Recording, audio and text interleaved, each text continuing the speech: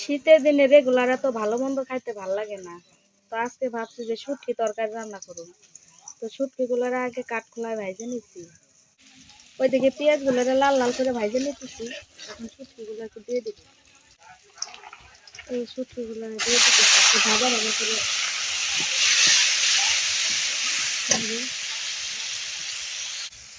এখন মশলা দিয়ে দিব। মশলাটাকে এখন কষান দিব।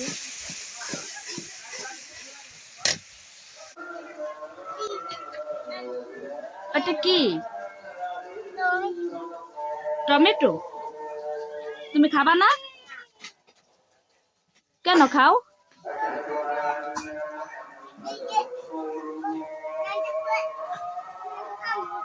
রান্না করলে খাবা? ওকে ওকে। এদিকে আমার মশলা কষান শেষ, এখন সবজিগুলোকে ঢেলে দিই।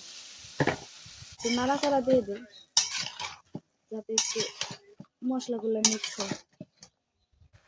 শীতের দিন সবজির দিন, আর সবজির দিনে বেশি বেশি সবজি খাওয়া ভালো। তো এই শুটকিতে সবজি একটু বেশি করে দিছি। শুটকি তো খাই ফ্লেভারের জন্য, শুটকির একটু বাসনা হইলেই চলে।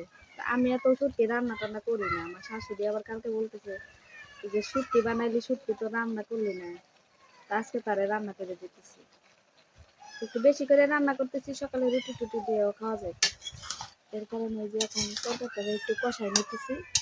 কষানো হয়ে গেলে আর অল্প একটু পানি দিয়ে শুকনো করে। তো শুটকি আমার কষানো শেষ, এখন পানি দিয়ে দিব। পানিটা একটু অল্প পরিমাণে দিব যাতে তাড়াতাড়ি শুকিয়ে যায়।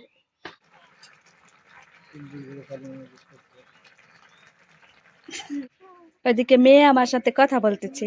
আম্মু, এই যে রুহি।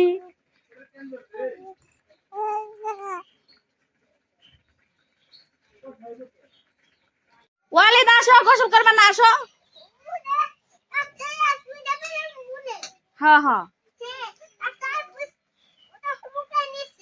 হ্যাঁ। পাগল আমার আজকে গেঞ্জি পরে নাই, শার্ট পরে নাই, ইও সাইজে ঘুরতেছে। ওয়াজে এখন গোসল করবে। আমার দাদি ওয়াজে গোসল করবো দেখে যে পানি, গরম পানি রেডি করছো, ওর দাদু গোসল করাই দিল।